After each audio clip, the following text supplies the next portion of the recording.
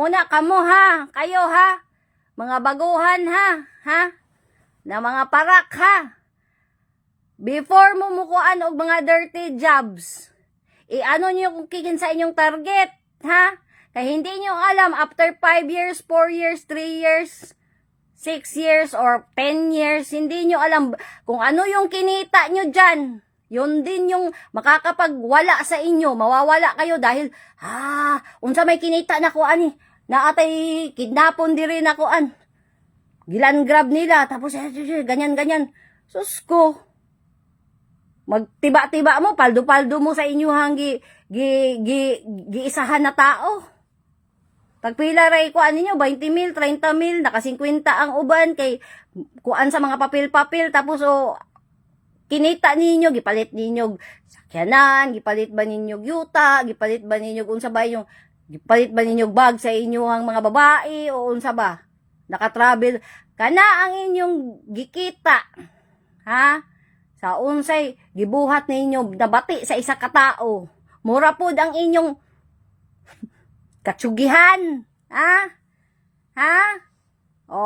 Warning na ha, munang kamo mga bago pa. Bagong graduate na mga pulis dira. Bagong graduate na mga kuan dira. Ha? Nadili civilian. Bantay-bantay mo kung unsa nang targeto ninyo na tao na inyong walang hiyaon, ha?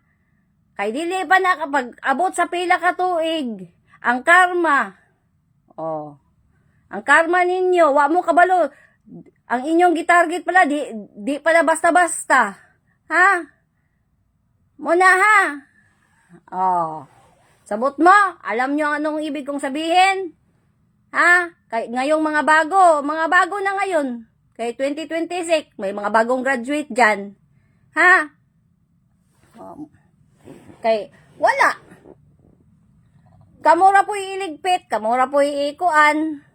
Pag humagamit sa inyo, mga kwarta mo 20 mil, 30 mil, ha? Muna na ron, ha? Okay. So, ang point na ko ron, ako lang, pinalabas ko lang na naiinis ako ba? Kasi, yung kaso na pinapaglaban ko yun, paano mo yan na makikipagtalo ka sa unang-una, hindi siya yung nagpirma niyan. Yung sinasabing falsification, unang-una ha. Anak na og tricycle driver na, patay na po, bigla lang namatay, kidney daw. Pusher na siya ha. Munang nagpirma-pirma. Kung sabo niya, giuyab niya tong murag ahinte pod sa related pod na siya sa mga gabaligya pod nag mga kuan guys, marijuana guys, ha? Wala na, ewan ko asa na naaron. Na, wa siya kabalo, ang apelido sa iyang asawa, ako pod ang amigo pod na nako. Kanang apelido sa iyang asawa na iyang bulag na sila. Ha? Okay guys, dili man amigo na amigo, pero murag tahimik na lang ba na kaalyado. Okay ha? Wala sila kabalo na ang ilahang gitira, ang asawa sa ilahang gitira, connected kasi basig asa, connected. Munang bastang bugo Kasi, imagine mo, di man sila mga dato. Pobre man sa daga pa. Imagine mo, hindi ako kung mag-jeep ba ha, wala akong pake. Ako nga, nag-jeep nga di ba? Pero kung ganyan yung mo, hindi ka naman nobody ka, hindi ka tapos super kakayaman ngayon. Tapos kung hindi ka pa hindi ka pa susuko, ang kapal-kapal ng muka. Sinabi na nga ng isang tao dyan na yan yung pinakamalaki kaysa sa lahat. Pero gusto yun nilang dito kang panga, itong mga tao maninipa nga guys. Tao na ni panga na, tapos gustong i-pirate aning bago, di man madapod ng mga gusto nilang i-pirate. Di ba? Igawasan ako si Panga kasi dili ko sure pero kabalo ko kanay si Panga dagan pud ni gipanghimo na mga advantage pud sa amo basig di niya isulti o why nagsulti sa ako makapilang ko gatpilang ha unang igawasan nako si Panga sa topic ang ako lang gikuanan karon ang tinuod na mga na ako'y mga papers tanan-tanan na gusto nilang ilan grab na wala na tuloy, hindi siya natuloy, na-discuss dahil ka nga masuna. Discuss talaga kasi panalo man yung ano niya ngayon, para iisa naman yan sila guys. Yang napanalo ko na bago lang na 2022, oo, iisa lang yan sila ng mga tao. Oh, yan na yan ngayon, yung mga laglag na ngayon, yan na yan mga ngayon. Oh, ang kapal ng mukha, maubos man din yung pera nyo guys. Kasi hindi man kayo totoo at original na mga mayayaman na ilustrado. Ang Brion, tinuod man ang mga dato, guys. Lopez man na din, guys. Naaman na siya doon sa Laguna. Oh. Diba? Mahurot na po na inyong kwarta. Di naman mo kakuan ka ron. Oh, ikaw kuan ka. Kinsa ba ni? Kaning, ang nanay taga-benta ng mantika doon sa palengke na Tindira guys na sis lady ha, hindi sila yung may-ari ng ano oh. 'Di ba? Oh, hindi malukit, inulukit ko yung tatay mo, hindi ko malukit. Oh, isabi mo daw sa akin, ikaw Cobrador, STL King, kinsa gyud imong tinuod na papa. Kaya ako nagsige ko, wa po go, di po na ako matres. Ang mama rani mo dito. Oh.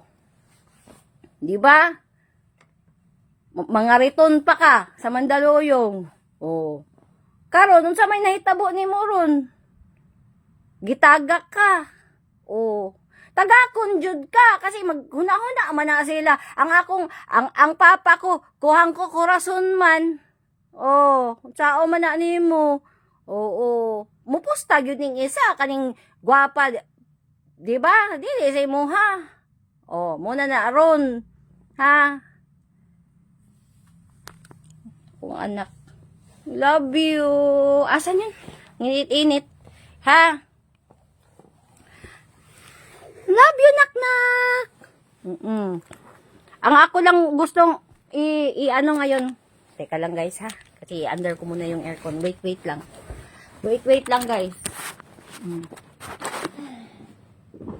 Bigyan ko muna to ng ano.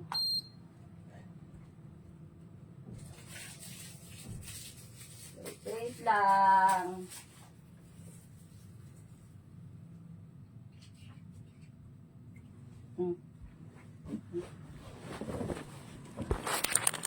Diba? Unsaon? Imagine mo na stress na ang akong mata na stress na noon yung stress ko hila-hila ng buhok. Ngayon nadagdagan na yung mata ko, parang umano na yung mga mata ng veins ko sa mata ko. Naapektuhan na dahil sa pagka-stress kasi wala naman akong masabihan, hindi man ako trust no one, manggod ako guys. Hindi ako basta-basta hindi yan sa wala akong trust sa inyo ha.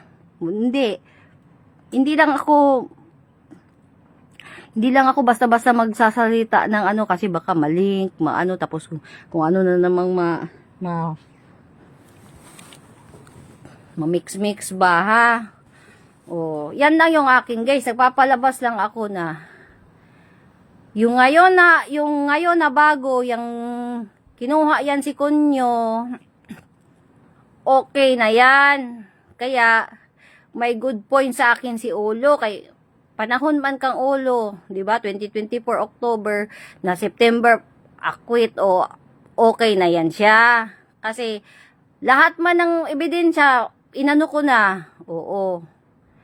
Karon, actually, meron akong inano din dyan na isang case na actually, sige, hindi ko na lang isasabi. Ko na lang yung isabi about yan siya sa, ang dami-dami guys, ombudsman level ha, people of the Philippines yan. Kasi, puro mga public na mga official ha. Oo. Karon guys, kana sila tanan guys, puro manggod na sila tanan. Ano manggod niya yan, 13, 14. Nisakay sila kang noy-noy. Puro mga tao na hindi ko na alam ngayon kasi bumaliktad na sila kang Duterte.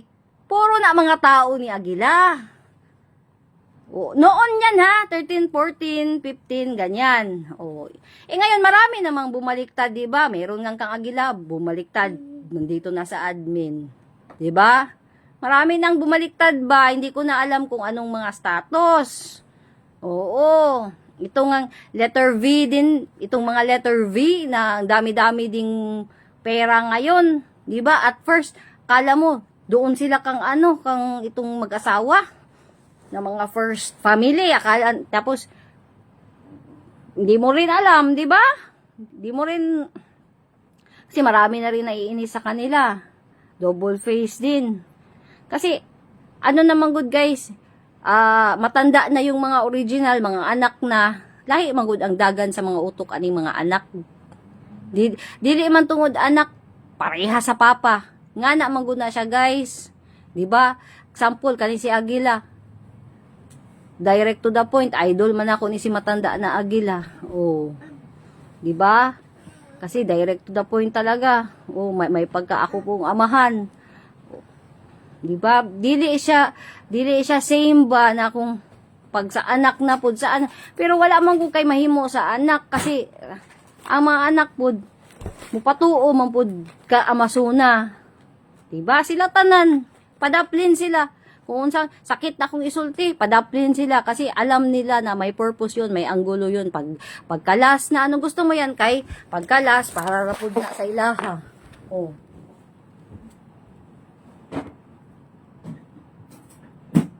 Diba? Ang ako magong point ulo, yung point ko ulo, pwede manggug ka mag-decide ulo, God. Pwede ka mag-decide ba kasi sinabi ko na sa'yo, yan sinabi ko na sa'yo na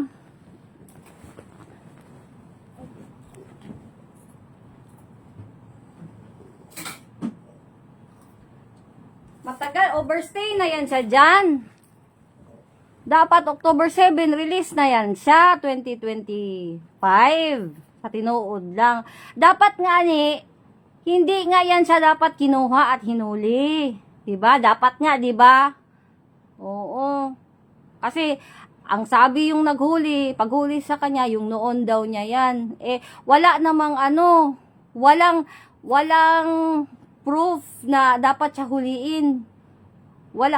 Paano? Kasi walang magsasign na judge. Bakit? Patay na, matagal na yun yung complainant nun. At ngayon, merong mga na hindi pala. Kaya alam mo yung general na nakipagkita sa akin na conduit ng mga Brion? Hindi ko na lang yan isasabi ha. Oo. Sabi nila, hindi daw nila yan bakit daw yan siya biglang hinuli? Hindi naman daw tinuloy ni Bilita. Oo. So, may possibility, yung mga papel, gawa-gawa lang nila yan. Na daw yan siya ni Bilita.